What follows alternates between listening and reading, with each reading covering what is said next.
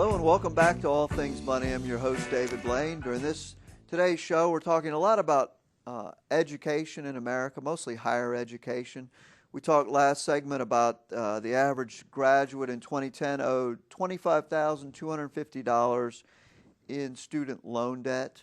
There's a lot of talk with this being election year, the politics of education, and a lot of talk about how do we lower the cost of making college more affordable. And a lot of the things, of course, the federal government thinks are the solution for everything, talking about consolidating these loans at a lower interest rate. Of course, they've basically pushed the private sector out of the student loan bit. Well, they have. And it's now all student loans are basically federally controlled.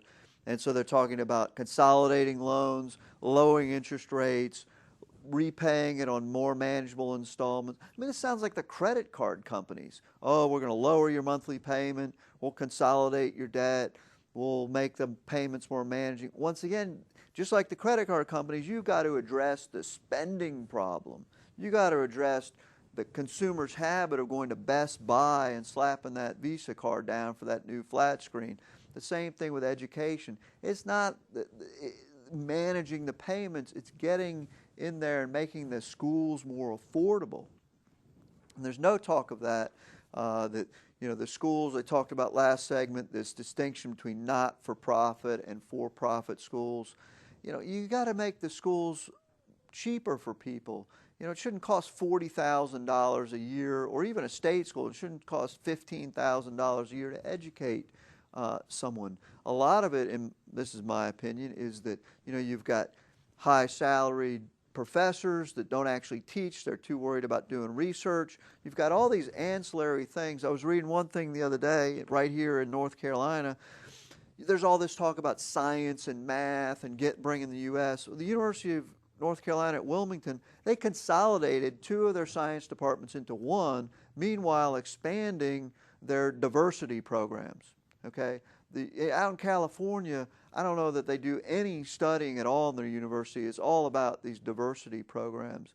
The budgets for these diversity programs are just exploding, and there's a lot of rhetoric about science and math and that kind of stuff, but that's not what these schools are doing. They're pumping money into these things that, in my opinion, don't belong in college whatsoever. And so part of this creates unsustainable costs in education.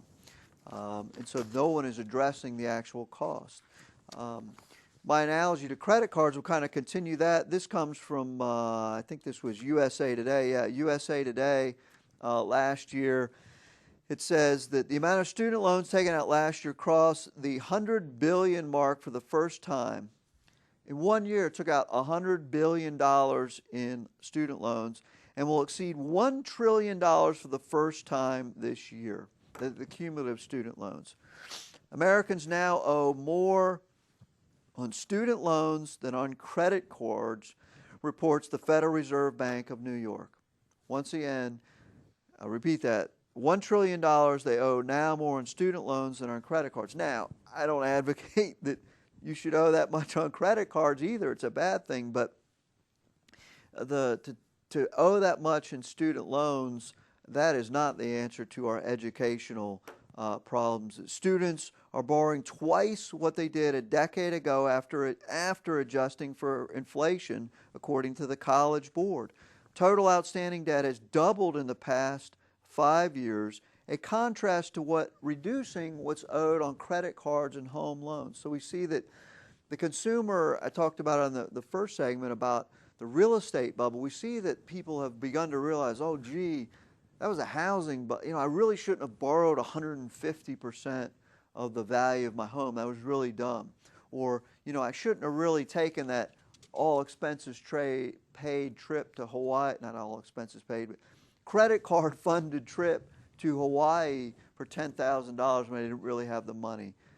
I shouldn't have really bought that brand new car every year. So they've largely realized that this consumer funding is bad for their finances.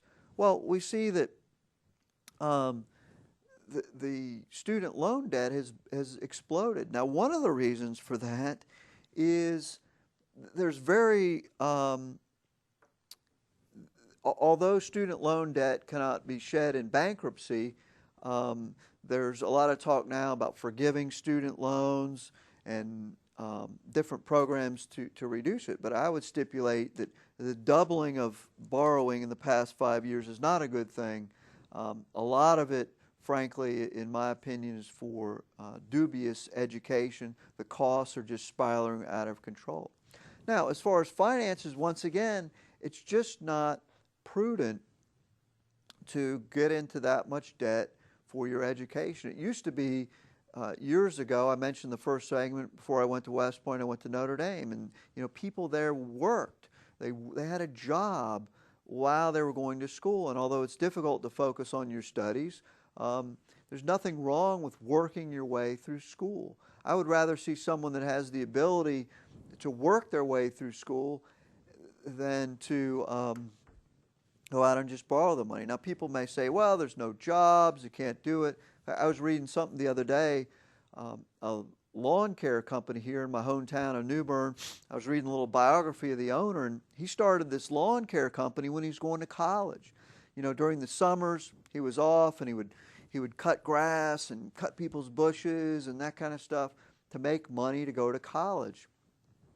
And he became really good at it. He gave great service, and what happened was it ended up being so successful that that's what he does now. He's been in the lawn care business for 15, 20 years, a college graduate. He did go to college, did graduate, but it started from him trying to work his way through college. And there are great stories about that. There's nothing wrong with working your way through college. It's just they've made it so easy to go out and just sign your name. Oh yeah, I'll repay this someday. That now people owe so much money for their education. So you want to look around, make sure you shop in these colleges, make sure you know the real cost, not only the tuition, but fees and books and room and board and all that kind of thing. There's nothing wrong with going to college, a local college, and saving some of that room and board. Maybe your parents live in a town where there's a college, or your children do. There's nothing wrong with going to school and living at home and saving all that room and board. So there are other alternatives to just going out and going into a bunch of debt. Okay, well, that's a lot today on education and student loans and things like that. If you missed the segments, head on over to dlblain.com. There we'll post archives of the show after a week or so, and you can catch up. Well, that's about all the time we have for today's show. I hope that you will join us again next week at the same time on these same stations. For All Things Money, I'm David Blain. The proceeding was a paid program. The opinions expressed are not necessarily those of WNBU and Inner Banks Media.